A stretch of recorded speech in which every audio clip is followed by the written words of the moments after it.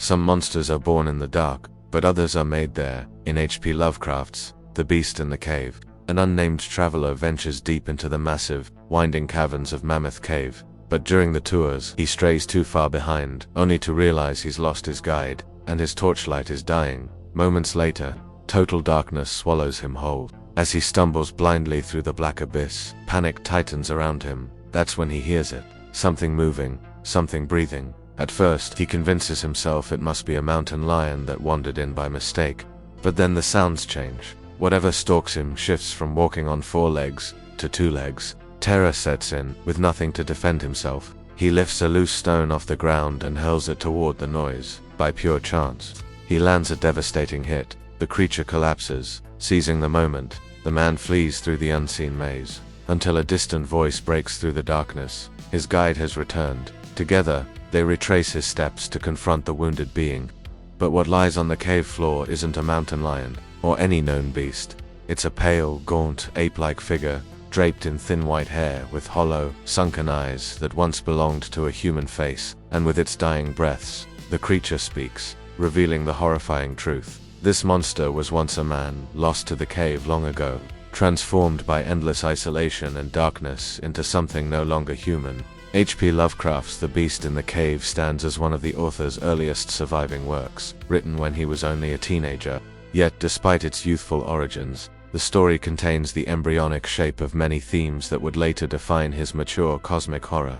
Although the narrative itself is brief, simple, and largely conventional compared to his later mythos stories, beneath its surface lies a surprisingly rich network of symbolic meaning, cultural anxieties, philosophical questions, and early hints of the psychological obsessions that would dominate Lovecraft's work for decades to come. In examining the story closely, it becomes clear that The Beast in the Cave is far more than a boy's adventure tale with a twist ending. It is an early exploration of degeneration, fear of the unknown, and the fragile boundary separating civilization from something far more primitive at its most immediate level. The Beast in the Cave is a story about disorientation and vulnerability. The unnamed narrator finds himself separated from his guide within the vast subterranean network of the Mammoth Cave system. The extinguishing of his torch plunges him into perfect, disorienting darkness, a sensory deprivation that strips away his confidence and reduces his rational faculties. What begins as a controlled tour becomes a nightmare scenario in which every sound takes on exaggerated meaning. Every breath echoes like a threat, and every step becomes a reminder of how fragile human presence truly is in the depths of the earth. This loss of light immediately transforms the cave from a spectacle of nature into a metaphoric abyss, a place where the ordinary rules of perception and orientation no longer apply. The cave itself functions as the story's central symbol. For thousands of years, caves have represented the unknown, the subconscious, and the domain of monsters. They are the archetypal space where human understanding fails. In the Western literary tradition, the cave can represent the womb, the grave, the primordial past, or the psychological depths of the human mind. In Lovecraft's hands, it becomes all of these at once. The moment the narrator is separated from his guide, the cave ceases to be a geological structure and becomes a symbolic landscape, one in which civilization has no power. The guide represents structure, order, light, and knowledge. To be separated from him is to be thrust into a state of radical unknowing, an encounter with nature in its most overwhelming, ancient form. The extinguishing of the torch is more than a plot device. It is the collapse of Enlightenment reason. Light, in Lovecraft's writing, often symbolizes rationality, science, and human understanding. Darkness, conversely, symbolizes the dissolution of those very things. In The Beast in the Cave, the total absence of light serves to strip the narrator of the illusion of control. Cut off from sight, he cannot rely on his intellect and falls back upon instinct and fear. This shift from rational to primal behavior is one of the story's most important psychological elements. The narrator's fear is not simply fear of the dark, it is fear of the collapse of identity. Fear of becoming unmoored from the structures that define him as a civilized being. It is within this symbolic darkness that the creature first appears. Initially, the narrator interprets it as a mountain lion or similar animal, which reflects the human tendency to understand the unknown by making comfortable comparisons. But as the sounds of the creature's movements become clearer, it becomes apparent that this being does not adhere to any familiar pattern of behavior. It alternates between walking on 2 legs and 4, never quite resembling a man, never quite resembling a beast. This ambiguity immediately destabilizes the narrator's and the reader's sense of taxonomy. The creature refuses classification. At the moment it enters the narrative, it becomes the embodiment of the unknown itself. In this sense, the beast in the cave prefigures what Lovecraft would later call cosmic fear, the terror produced by encountering something that defies human categories. Though the creature ultimately turns out to be human, Lovecraft prolongs the uncertainty long enough for the psychological effect to take hold. Before the truth is revealed, the creature occupies the same conceptual space as Lovecraft's later monsters. It is an anomaly, a biological impossibility, something that unsettles the natural order, yet it is the creature's true identity that gives the story its deeper resonance. When the narrator and guide return to the wounded creature and examine its body, they discover that it is not an alien being, not a wild animal, but a degenerated man. This revelation shifts the story from a tale of fear to a tale of tragedy. The creature is horrifying not because it is inhuman, but because it once was human.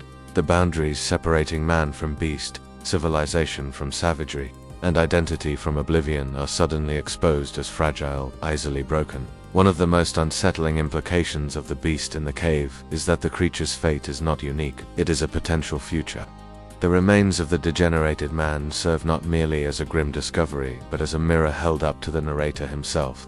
Had his guide not located him in time, the narrator would have faced the same relentless darkness, the same isolation, and the same slow erosion of identity. The creature becomes a spectral version of what the narrator might have become if left alone for days, weeks, or years underground. Lovecraft never states this explicitly, but the parallels are unmistakable. Both figures are lost, stripped of orientation, and reduced to instinctual fear. The final reveal therefore functions not only as a tragic end for the creature, but as a warning. The horror of the story lies not in the existence of the creature as other, but in the recognition that the boundary between civilization and degeneration is far thinner than the narrator, or the reader, would like to believe. The beast's broken body is not just a remnant of the past, it is a haunting vision of the narrator's unrealized future. This idea of degeneration was not peculiar to Lovecraft. It was a widespread cultural anxiety in the late 19th and early 20th centuries. In the wake of Darwin's theory of evolution, many Victorian thinkers became obsessed with the fear that evolution might not be a one-way upward process. If species could evolve, they could also devolve. Writers such as H.G. Wells, Arthur Machen, and Robert Louis Stevenson explored the idea that humans might regress into earlier, more animalistic forms. Degeneration narratives became a way of expressing fears about social decay, mental illness, and the collapse of the supposed moral progress of civilization. Lovecraft absorbed these anxieties deeply, even as a teenager.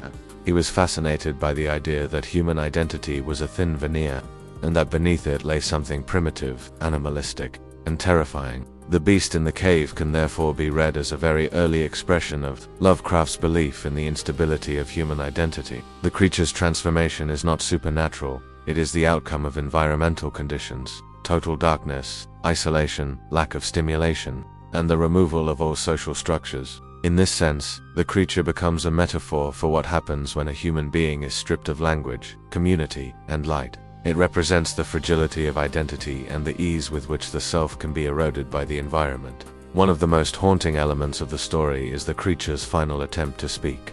Even in its degenerated state, some remnant of humanity remains. This moment complicates the horror. Instead of viewing the monster as an external threat, we are forced to recognize its internal tragedy.